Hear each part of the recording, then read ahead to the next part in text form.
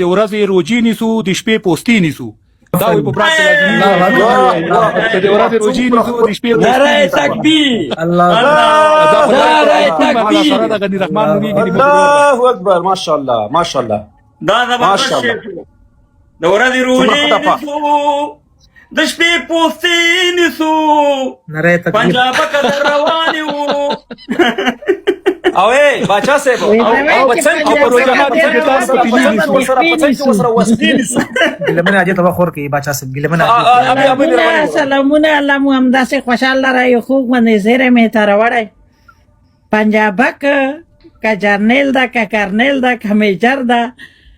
ټولو استعفې ورکړې قسم مې ده په خدای دا د لوی افغانستان ازمري دي نعره تکبیر ډېره مبارکي درته وایم هغه نر ده چې تښتي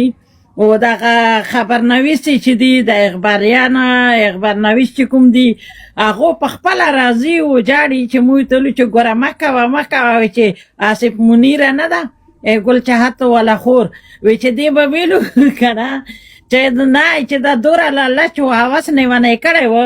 چې نن د ټولو ژوندونې په خطرې کې مې د افغانستان ګلالی ماشوم چې ژاړي میندې خویندې د خاورو هر اختر تاسو موله په وینو سور کوو په ژړا په اوښکو په دردونو یې راکوو نن تاسو سره د وطن غم ده یا خو صبر وکړه دا خو د یوه ماشوم وړه غوندې اوښکه ده دا به انشاءالله چې د زرې حساب اخلو نو الله در باندې برکت کا و الله در باندې رحمت کا انشاءالله چې همداسې به راځو همداسې به په نره او په ډاډ مبارزې کوو دا درته زه یقین سره یم بچی چې قسم مې ده په خدای چې دو خپې زړې شوې چې یی نه چې د ورځې روژې نه شو شپې پوستې نه شو بیا به د پنجابي به د تورې شپې د خپو نیسو که نه روی زندوبې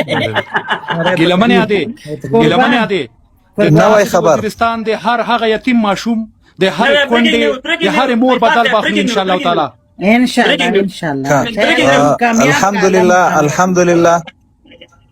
الحمدلله ثم الحمدلله ټول الحمدلله وایا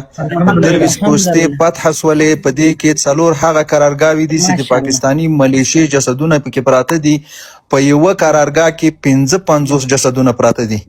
په یو قرارګاه کې 55 جسدونه پراته دي الله اکبر دی الله چې نن سرجیږي نن مو هغه د زړه د اور لمبې لږې تم شوي دي خو الله به پې واوره ګزار شي چې پنجاب د ویښه ونړوو الله اکبر الله اکبر مې ارمان ده چې یو بد خبر دا باید ټول افغانان واوري ګوري